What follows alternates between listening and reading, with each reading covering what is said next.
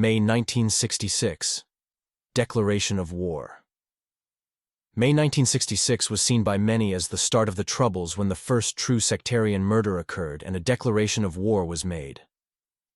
Conflict in Northern Ireland at the time may have been lost in many news reports around the world, with Muhammad Ali beating Henry Cooper for the heavyweight title, the Beatles playing their last ever British concert, and even Real Madrid winning their 6th European Cup final against Partizan Belgrade taking the headlines.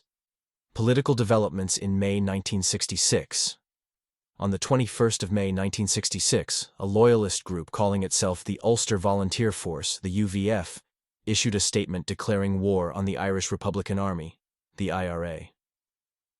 From this day, we declare war against the Irish Republican Army and its splinter groups. Known IRA men will be executed mercilessly and without hesitation. Less extreme measures will be taken against anyone sheltering or helping them, but if they persist in giving them aid, then more extreme methods will be adopted. We solemnly warn the authorities to make no more speeches of appeasement. We are heavily armed Protestants dedicated to this cause. UVF leader Gusty Spence had claimed that he had been approached by two men in 1965, one of which was an Ulster Unionist Party MP, and told him that the UVF was to be re-established, and that he, as an ex-British soldier, would have responsibility for the Shankill area of Belfast. At the time, the IRA was not engaged in armed action, and Irish nationalists were marking the 50th anniversary of the Easter Rising. Some Unionists warned that a revival of the IRA was imminent. Shootings in May 1966. 27th of May. UVF leader Gusty Spence sent 4 UVF members to kill Leo Martin, who they believed to be an IRA volunteer. When they arrived at his house on Baden-Powell Street in Belfast, he was not at home.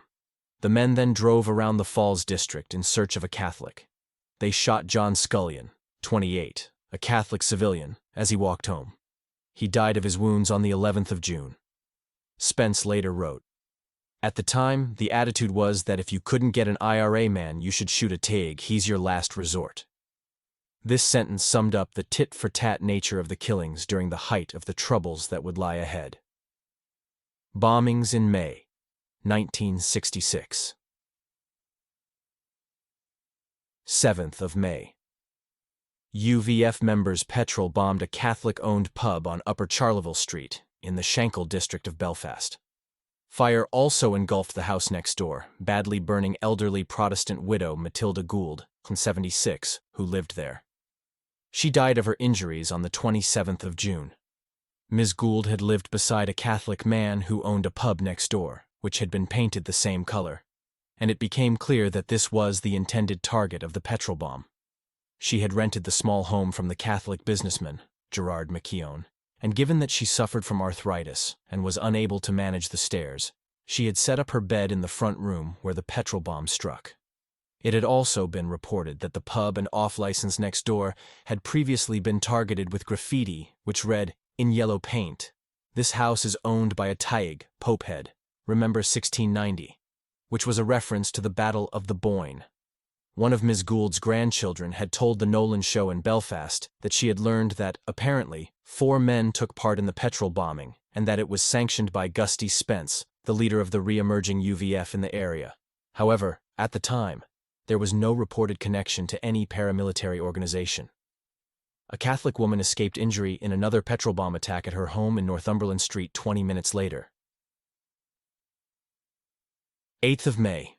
2 petrol bombs were thrown into the grounds of St. Mary's Training College on the Falls Road, Belfast, where an annual conference of Catholic organizations was being held. Thanks for listening to the podcast. Enable notifications to ensure that you get alerted when another installment of our journey through the Troubles is published.